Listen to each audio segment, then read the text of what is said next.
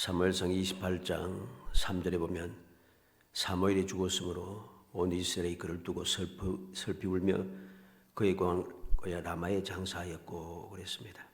그리고 4절에 블레셋 사람이 모여 수넴에 이르러 진침에 사울이 온 이스라엘을 모아 길보아에 진쳤더니 그랬습니다.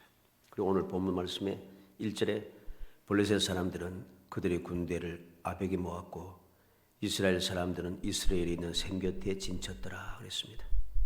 블레셋은 사무엘이 죽자 바로 전쟁을 일으켰다는 소리죠. 사무엘이 죽었다는 소식을 듣자마자 그들은 바로 전쟁을 일으킵니다. 왜 그렇게 했습니까? 우리가 앞서 지난주에도 보았습니다마는 사무엘이 사는 날 동안에 하나님께서 모든 대적을 막았다 했습니다.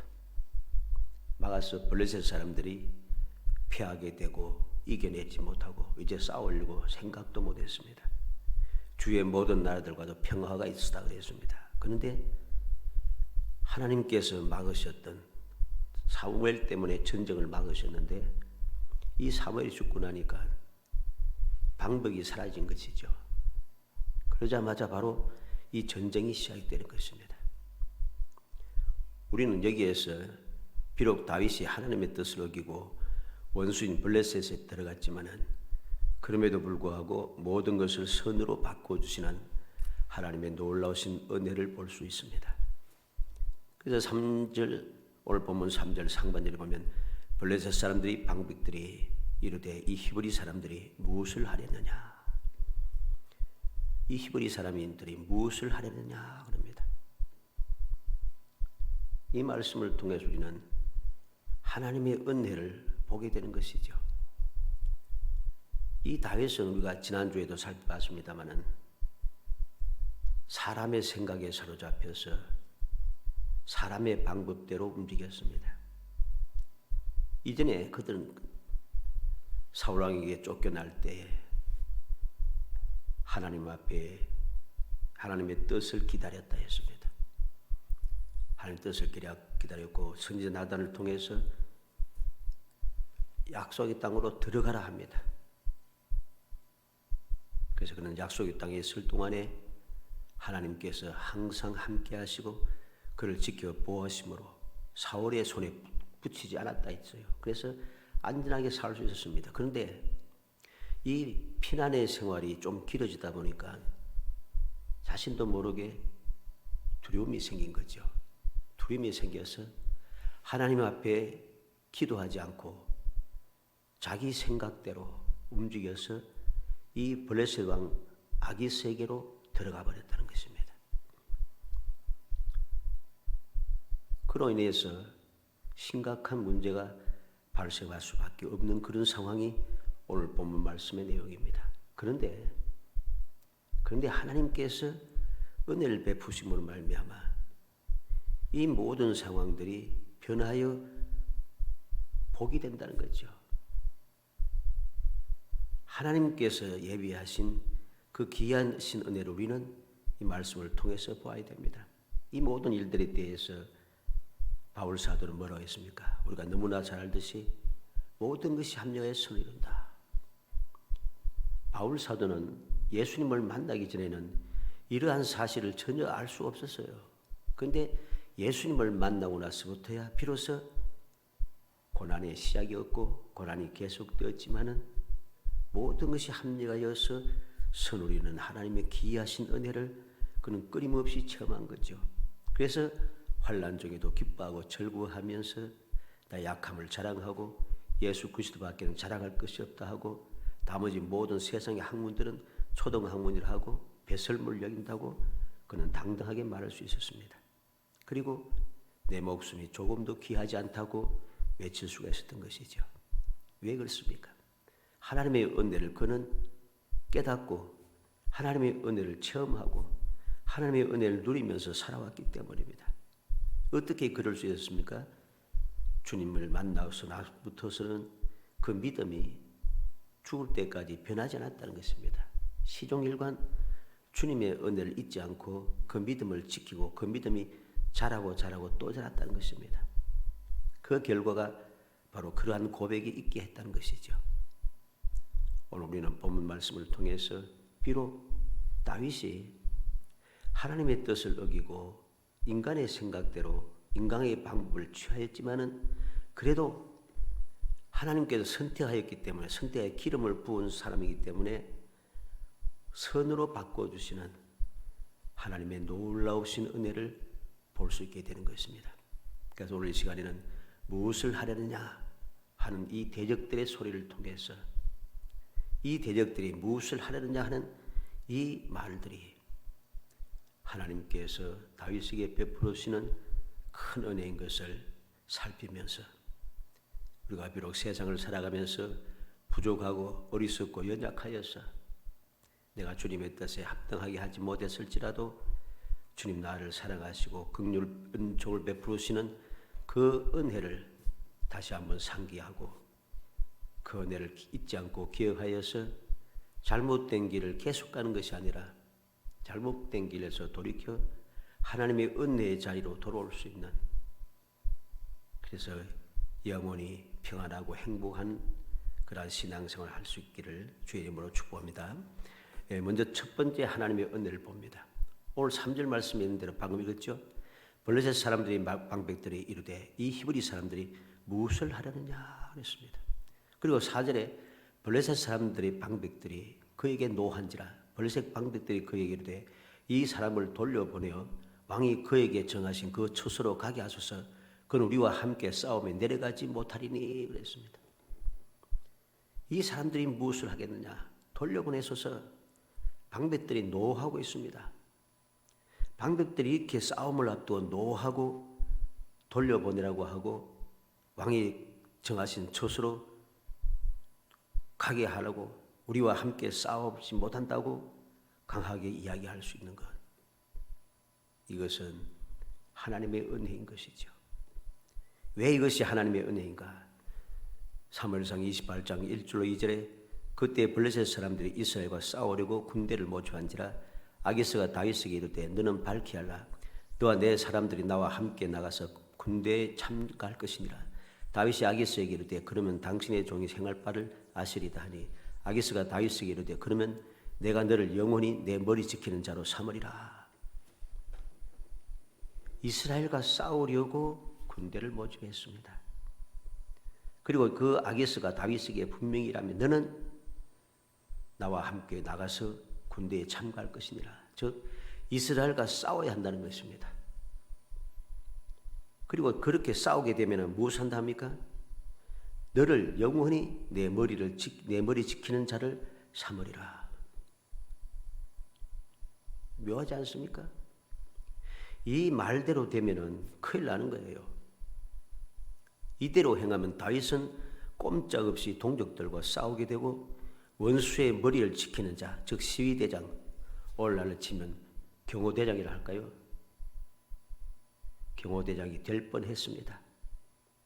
있을 수 없는 이야기죠. 하나님께로부터 기름 부음을 받아 이스라엘의 왕이 될 사람이고 하나님의 뜻을 이루어야 할 다윗이 자기 동족과 싸워야 되고 자기 원수의 우두머리에게 그를 위해서 영원히 헌신해야 될 시위대장이 된다는 것, 이건 심각한 일입니다. 이러한 심각한 일들이 일어날 수밖에 없는 상황인데 하나님의 은혜가 임했다는 것이죠. 은혜가 어떻게 임했습니까? 블레셋 방백들이 화를 내고 있습니다. 이 히브리 사람들이 무엇을 하려느냐? 돌려보내소서. 우리와 싸움에 내려가지 못한다. 그렇게 화를 내고 있습니다. 이게 하나님의 은혜죠. 자칫 잘못하면 같은 동족과 싸워야 하고 영원히 원수 대적에 목숨을 지키는 사람이 되어야 할 뻔한 이 다윗을 하나님께서는 은혜를 베푸셔서 이 끔찍한 일이 일어나지 않도록 역사하신 것이죠. 어떻게? 대적들의 마음을 완악하게 함으로, 각성시킴으로, 화를 내게 함으로, 무엇을 하려느냐?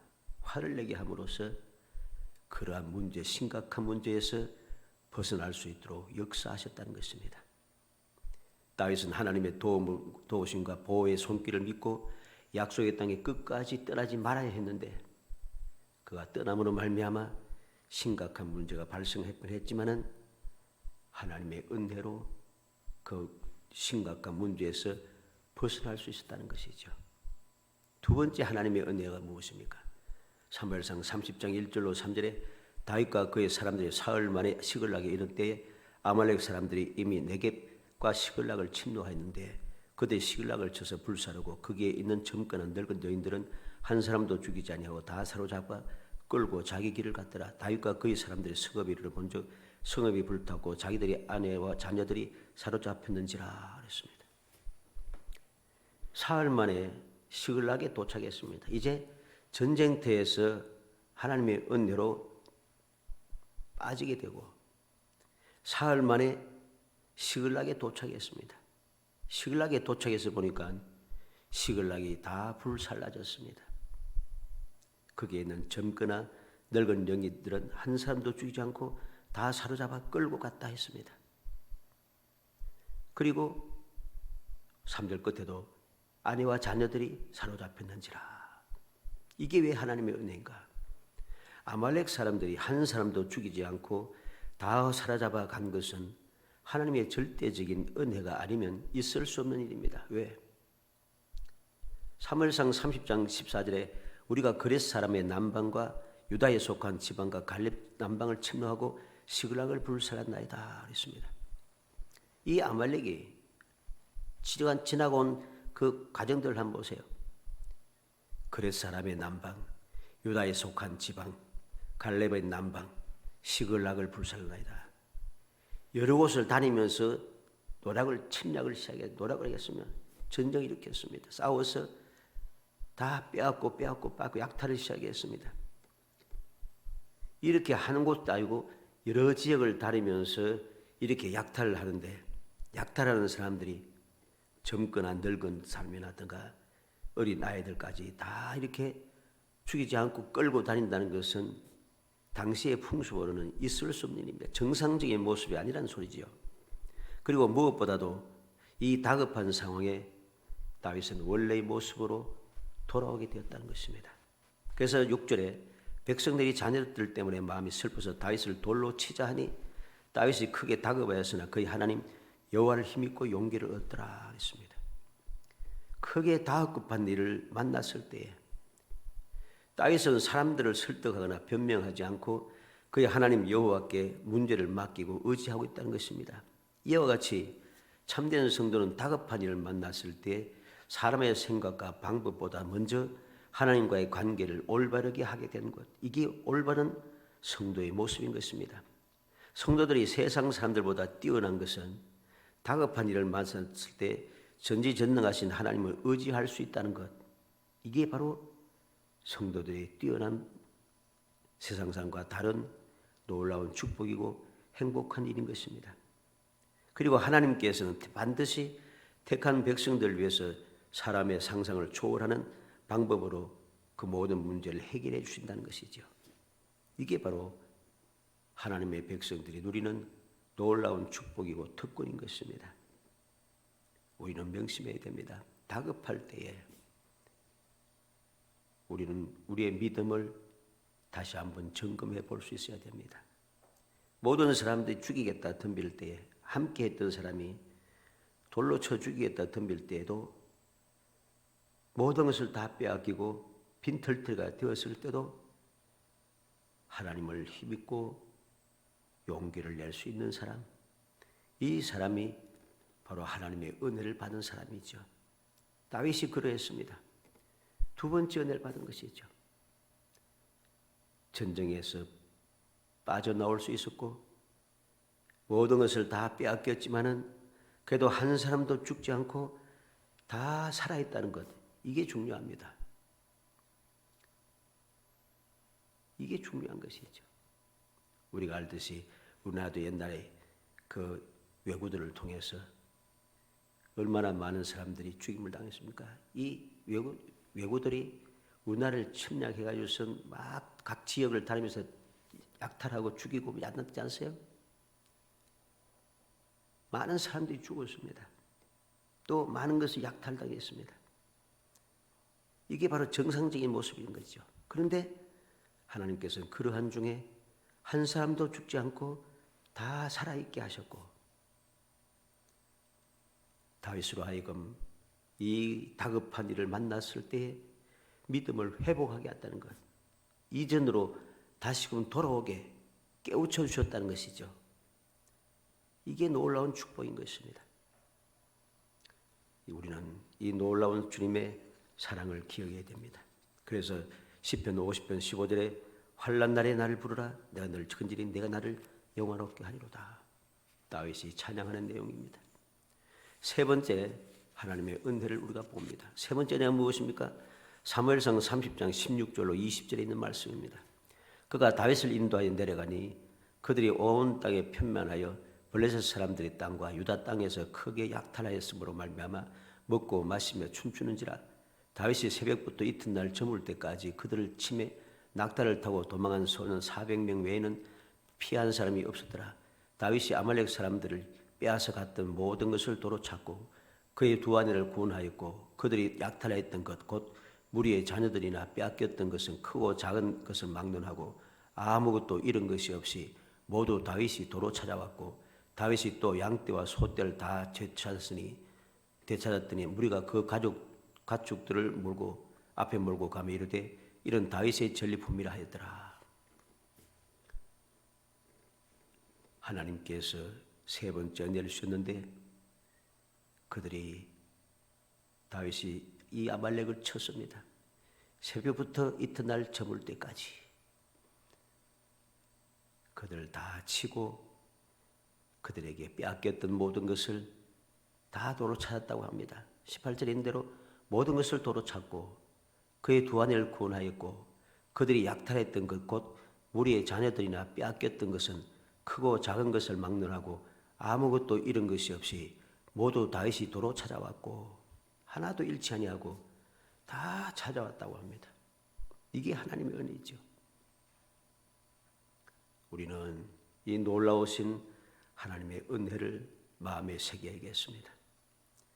전쟁이 일어나고 또 피할 수 없는 그런 상황에 놓였을 때에 내가 마음에 두려움과 근심과 걱정이 가득 찰 수밖에 없는 그런 상황에 하나님께서 다윗을 위하여서 역사하시는 그 귀한 역사, 블레셋 방백들이 노하게 하고 그리고 모든 것이 다 빼앗겼지만은 한 사람도 죽지 않고 다 사로잡아 가게 하시고 또 모든 것을 한 사람도 빼앗긴 것은 크고 작은 것들 막론하고 아무것도 잃은 것이 없이 모두 다 도로 찾게 하시는 하나님의 기이하신 은혜, 이 놀라운 사랑을 우리는 마음에 새게 하는 것입니다. 우리는 이 말씀을 통해서 어떠한 교훈을 받아야 되겠습니까? 아무리 힘들어도 믿음의 사람으로서의 본분을 지켜야 됩니다. 있어야 할 곳에 있어야 한다는 소리입니다. 망할 것 같고 죽을 것 같아도 하나님의 뜻대로 살아야 하는 것이죠. 그것이 바로 우리가 평안히 살 길입니다. 아무리 우겨싸움을 당하여도 하나님을 힘입으면 살 길이 열린다는 것이죠. 잃어버린 모든 것을 되찾게 하시는 것입니다. 인간의 끝이 하나님의 시작이기 때문이죠. 우리는 예레미야 선지자가 예레미야 애가 3장 19절에서 23절에 내 고초와 재난 곧 쑥과 담즙을 기억하소서. 내 마음이 그것으로 기억하고 내가 낙심이 되오나 이것을 내가 마음에 담아두었더니 그것이 오히려 나의 소망이 되었사오면 여호와의 인자와 긍휼이 무궁하심으로 우리가 진멸되지 아니함이니이다. 이것들이 아침마다 새로우니 주의 성실하심이 크시도소이다. 예레미야는 그 극심한 고난, 절망의 순간을 보면서도 그 가운데도 온전히 망하지 아니하고 하나님의 그 기회가 있음, 소망이 있음을 보고 감사하고 있는 것이죠. 우리는 고린도후서 4장 7절로 10절에 바울서의 고백을 봅니다. 사방으로 우겨싸움을 당하여도 답답한 일을 당하여도 낙심하지 않는다고 했습니다. 왜? 거꾸로 땡김을 당하지 않고 망하지 않는다고 했습니다. 예수의 생명이 또한 우리 몸에 나타나게 하기 위해서 하나님께서 은혜를 베푸시기 때문이라는 것입니다. 우리는 이 놀라운 사실을 다시 한번 마음에 새게 했습니다. 예수님께서 우리에게 비유로 들려주신 가난한 과부의 그 기도의 내용을 우리는 기억해야 됩니다. 예수께서 누가복음 18장 1절 5절에 예수께서 그들에게 항상 기도하고 낙심하지 말아야 할 것을 비유로 말씀하여 이르시되 그랬습니다. 항상 기도하고 낙심하지 말라는 것입니다. 왜? 항상 기도하고 낙심하지 않고 믿음으로 하나님의 은혜를 기다리면 하나님께서 역사하신다는 거죠. 이 놀라운 사실을 우리는 다시 한번 마음에 새기고 주님의 약속의 말씀을 믿음으로 마음에 새기고 또 우리의 생각을 사로잡게 만들어서 우리 주위에서 어떠한 일이 날지라도 결코 세상 사람들처럼 그렇게 생각하고 움직이지 말고 세상의 방법대로 행하지 말고 하나님의 백성답게 하나님의 말씀대로 순종하여 나아감으로 마침내 베풀어 주신 주님의 은혜를 누리는 행복한 성도가 되어야 하는 것입니다. 우리의 마음속에 일어나는 부정적인 생각, 좋지 못한 생각을 다 떨쳐버려야 하는 것이죠. 이 생물들 가운데는 하나님께 창조하신 모든 생물 속에는 유드 시름이라고 하는 이런 호르몬이 있다고 합니다. 이 호르몬은 얼마나 놀라운지 예를 들어서 벌레 있죠, 벌레의 이 씨름을 딱 주사를 해버리면 이 벌레가 자라질 못한다고 해요. 자라서 어미가 되어서 또 살아야 되는데 애벌레 상태로 그대로 살다가 죽는다는 겁니다.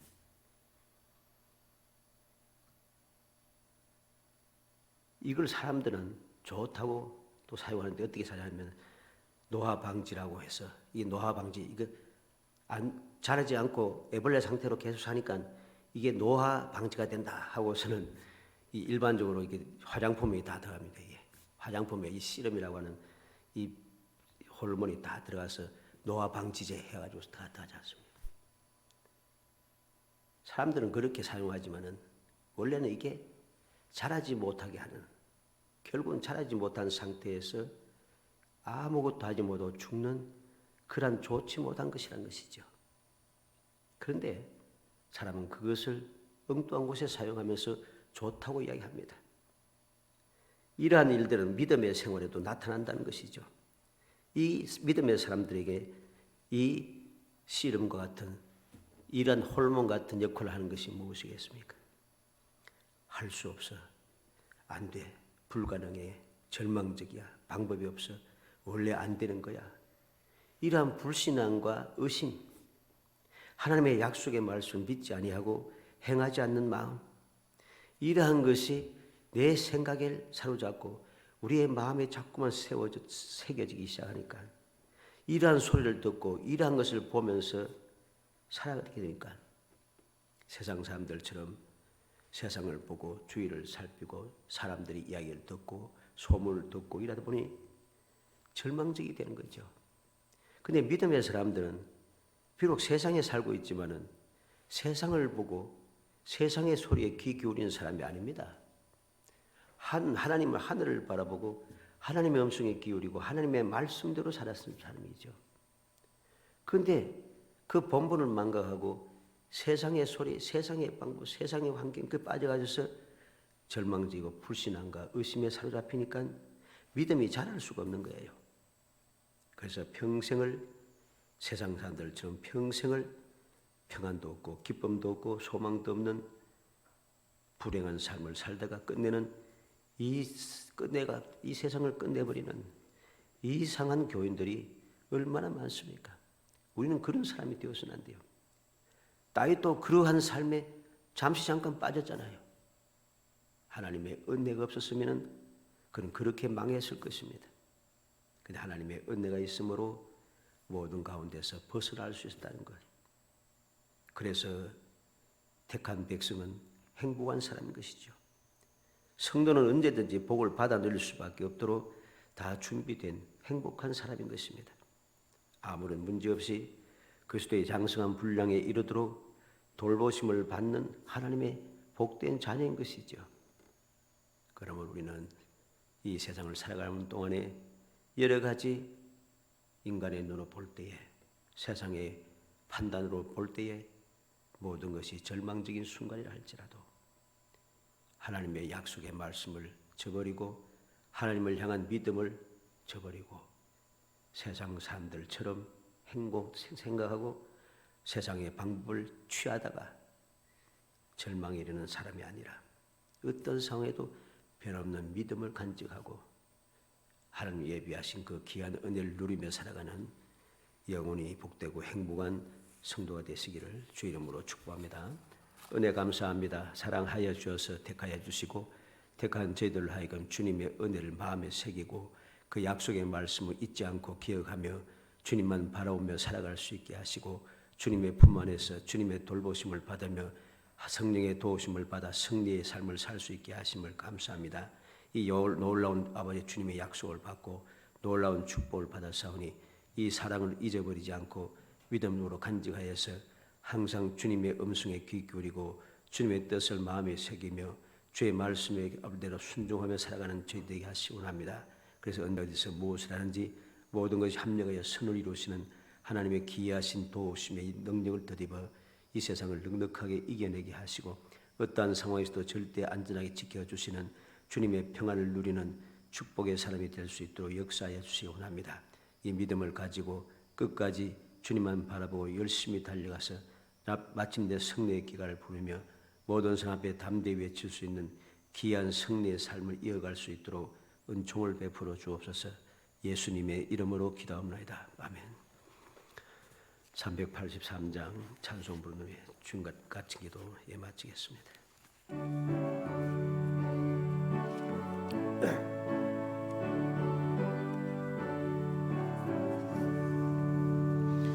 눈을 떨어 산을 보니 도움 어디서 오나 천지지어